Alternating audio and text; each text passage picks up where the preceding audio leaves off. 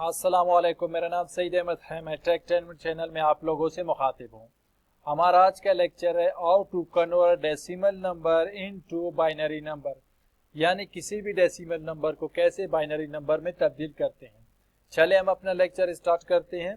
यहाँ पे 5 decimal number लिखे हैं जिन्हें बाइनरी नंबर में कन्वर्ट करना है। क्वेश्चन नंबर 1, 2, 3 को मैं सॉल्व करके आपको दिखा देता हूँ। इनके बाद क्वेश्चन नंबर 4 और 5 को आपने खुद प्रैक्टिस करनी है।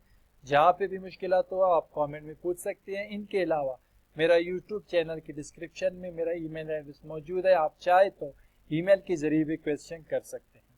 क्वेश्चन नंबर 1 को हम सॉल्व करके देखते हैं।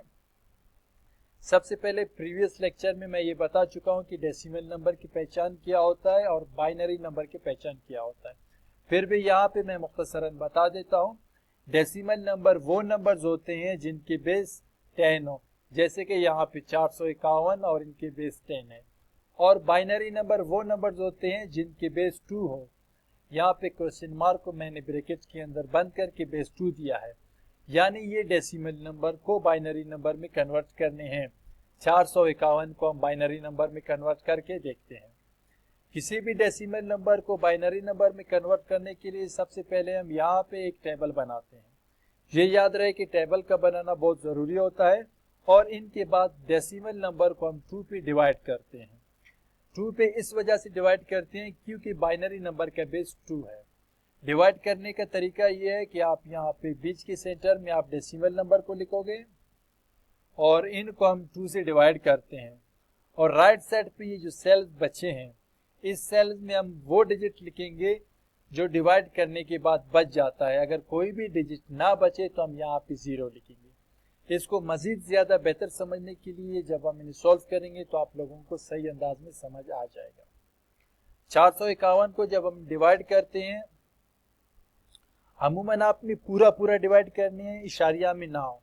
जब आप पूरा 451 को डिवाइड करोगे तो 225 बनेगा और एक बच जाता है। एक को हम यहाँ पे लिखेंगे। इनके बाद 225 को जब हम 2 पे डिवाइड करते हैं तो यहाँ पे 112 आएगा और एक फिर बच जाता है। इनके बाद 112 को जब हम 2 पे डिवाइड करते हैं तो यहाँ पे 56 आएगा, क्योंकि 212 को जब आप 2 पे डिवाइड करोगे तो आंसर 56 आएगा। और यहाँ पे फिर आपने 0 लिखनी है क्योंकि कोई भी डिजिट नहीं बचेगा।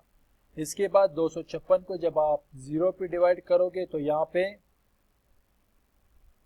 वापस 0 बचेगा, तो आपने 0 लिखने हैं। इसके बाद हम वापस 28 को 2 पे डिवाइड करते हैं तो फिर यहाँ पे 0 बचेगा, तो आपने 0 लिखने हैं क्योंकि कुछ बचता ही नहीं है।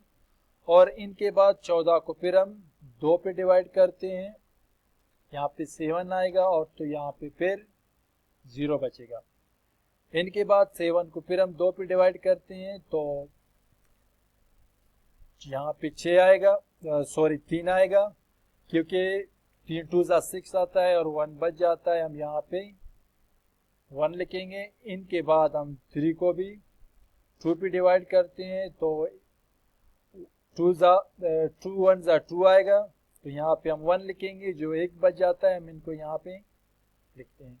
मैं यहाँ पे आधा उर्दू और आधा इंग्लिश इस वजह से यूज़ कर रहा हूँ। जिन कैंडिडेट्स को उर्दू समझने में मुश्किलात आ रहा है तो वो इंग्लिश समझे, और जिस कैंडिडेट्स को इंग्लिश समझने में मुश्किलात हो रहा है तो वो उर्दू समझ लें। ये आंसर है, आंसर को हम यहाँ पे लिखेंगे। आपने अमूमन आंसर यहाँ से स्टार्ट करनी है। 1 1 1, फिर 4 दफ़ा 0 है, 0 0 0 0, फिर इसके बाद 1 1। हम इनको थोड़ा बड़ा करके देखते हैं। देखिए 1 1 1, फिर 4 दफ़ा 0 है, 0 0 0 0, इसके बाद 1 1। यानी 451 डेसिमल नंबर को जब आप बाइनरी नंबर में कन्वर्ट करते हो तो इसका आंसर ये आता है। इनके बाद हम क्वेश्चन नंबर 2 को सॉल्व करते हैं। क्वेश्चन नंबर 2 का भी सॉल्व करने का वही पैटर्न है। हम यहाँ पे लिखेंगे 27 और यहाँ पे 2। 27 को जब आप 2 पे डिवाइड करोगे पूरा तो यहाँ पे 13 आएगा, यानी 13 और एक यहाँ पे बच जाता है। इसके बाद हम 13 को 2 पे डिवाइड करते हैं तो यहाँ पे 6 आएगा और यहाँ पे वापस 1 बच जाता है। और 6 को जब हम 2 पे डिवाइड करेंगे तो यहाँ पे 3 आएगा और यहाँ पे 0 बचेगा। और इनके बाद हम 3 को भी 2 पे डिवाइड करते हैं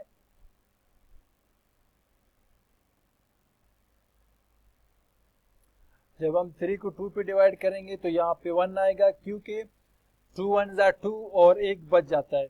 आपने ये याद रखना है हमेशा, जो कोई भी डेसिमल नंबर को जब आप बाइनरी नंबर में कन्वर्ट करोगे तो यहाँ पे पॉइंट नहीं आना चाहिए, आपने पूरा पूरा डिवाइड करना है, जो बच जाता है तो आप यहाँ पे लिखोगे।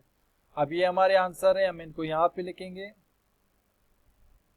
ये 1 1 फिर 0 फिर 1 वापस 1, यानी हमारे आंसर है 11011।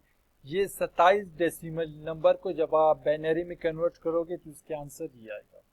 इनके बाद हम थर्ड क्वेश्चन को सॉल्व करके देखते हैं। 853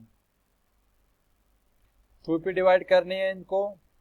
जब आप 853 को 2 पे डिवाइड करोगे तो 426 आएगा और इसके 1 बच जाता है। इनके बाद हम 426 को 2 पे डिवाइड करेंगे और यहाँ पे 0 बचेगा। और 313 को भी हम 2 पे डिवाइड करते हैं। यही प्रोसेस सेम जारी रहेगा जब तक ये कंप्लीट ना हो, और 1 बच जाएगा। इनके बाद 106 को भी हम 2 पे डिवाइड करते हैं 5 3 और यहाँ पे वापस 0 बच जाता है। और इनके बाद 53 को भी हम 2 पे डिवाइड करेंगे, सॉरी यहाँ पे 2, और जब आप इनको 2 पे डिवाइड करोगे तो यहाँ पे 1 बच जाता है। और इनके बाद हम 26 को भी 2 पे डिवाइड करेंगे, यहाँ पे 1 और 3, यहाँ पे कोई नहीं बचता है तो हम 0 लिखेंगे। सेम वही प्रोसेस। 13 को भी हम 2 पे डिवाइड करते हैं 6 और यहाँ पे 1 बच जाता है।